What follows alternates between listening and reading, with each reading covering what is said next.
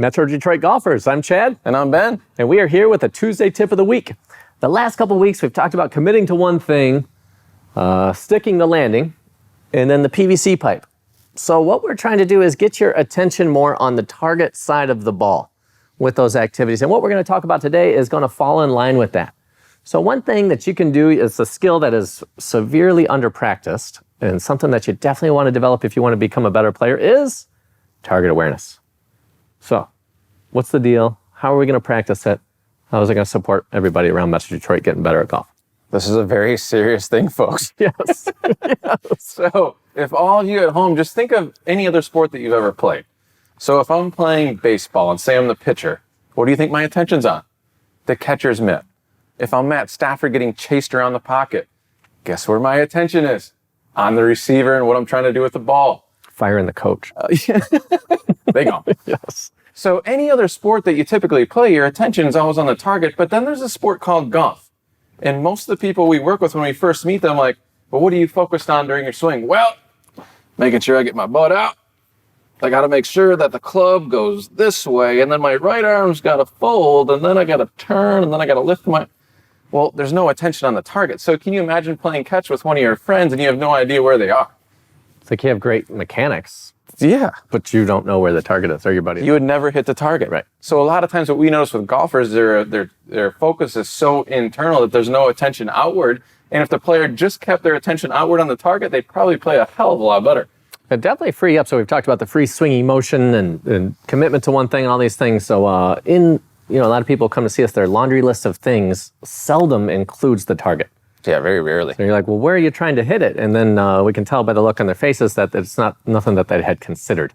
So what we're asking you to do is, one, understand the relevance of this skill.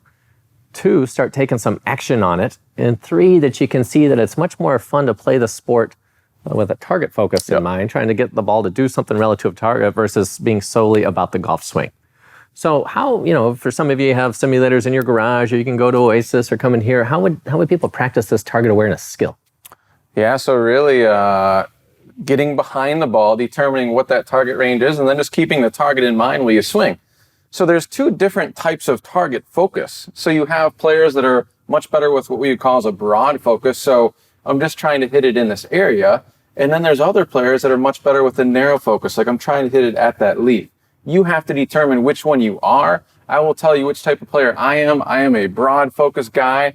The narrower I get, the more stressed I get, the more steering and guiding I do when I swing.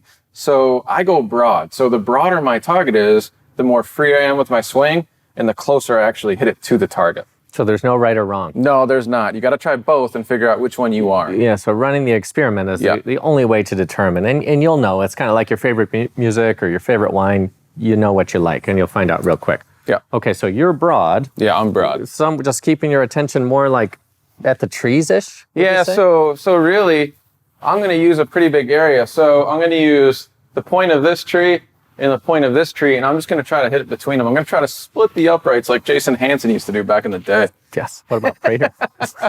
Matt Prater. He'll have some two-hearted nails with us. Yes. Okay, so anywhere in between the uprights is where your attention is, yes? And I'm going to keep my attention there while I swing.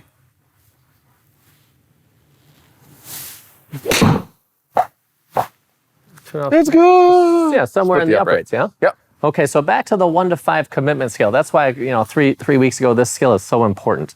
So the question is, were you able to keep your attention on the intention of the target focus, and to what degree?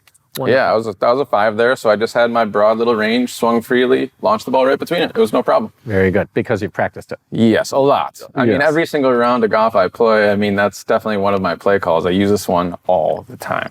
Very good. So target focus is critical, and then starting to understand if small targets help you, like the aim small, miss small theory that a lot of people hold true, or more broad, like hitting it into a lake or an ocean. You just, maybe you're up north and you're hitting balls into a lake and you seem to flush it better when you're hitting it into a lake. So no right or wrong. See what you can do to play with this. So getting more attention on the target side of the ball, starting to play golf like you would play other sports, and you'll be surprised at how this will help you. It's definitely a skill you want to practice. If you have any questions or comments, leave them below. Like we said, if you have any videos that you'd like to see us cover, any topics you'd like to see us cover, we'd be more than happy to do so. So thank you for joining us, and we'll look forward to seeing you next time.